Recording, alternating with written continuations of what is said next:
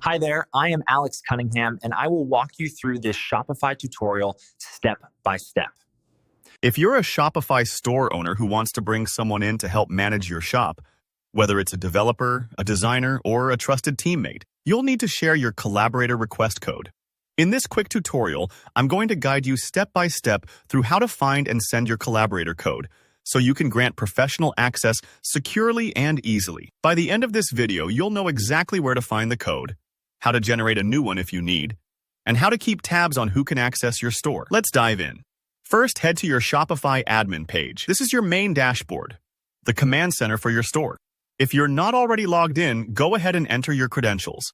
It's worth noting that only store owners or staff with the right permissions can generate Collaborator codes, so make sure you're logged in under the appropriate account. Next up, look for Settings at the bottom left corner of your admin dashboard. Clicking this will open up a menu full of options that control how your store runs, from payments to checkout to staff accounts. If you ever feel lost, just remember, Settings is your starting point for anything behind the scenes on Shopify. Now, from the menu, select Users. This section is where you manage who can access various parts of your Shopify store. You'll see a list of current users, yourself, possibly other team members, and anyone you've added previously. Here comes a crucial part. Click on Security. The Security tab is all about protecting your shop. And this is exactly where Shopify stores your Collaborator Request Code. If you haven't visited this section before, take a moment to explore. You'll notice options related to staff permissions and codes to safely share access. Shopify's way of making your collaboration easy but secure. Under the Security section, look for the field labeled Collaborator Request Code. This code is a unique string of numbers and letters, kind of like a guest pass to your shop. It's important because it lets your collaborators request access without exposing your actual account credentials or giving out sensitive information. This way, you stay in control of who gets in. To share your code, just click the field. Shopify makes it simple to copy it to your clipboard with a single click. If you want to refresh your security or suspect your code has been shared a bit too widely, there's also an option to generate a new code. That's especially helpful if you're working with different collaborators over time or just want to keep things squeaky clean.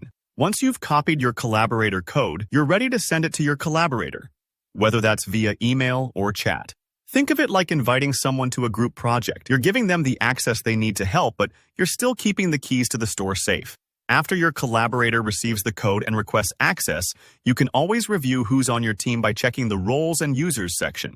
This is a handy way to see who's joined, what they can do, and manage permissions if you need to. If you're growing your business, it's always a good idea to check this section from time to time to ensure you're only giving access to trusted professionals. And that's it. The Collaborator Request Code is one of Shopify's simplest but most powerful tools for store owners. If you followed these steps, you're set up to collaborate securely. Don't forget, if you hit any snags or something doesn't look quite right, Shopify's Help Center has got plenty of resources to guide you.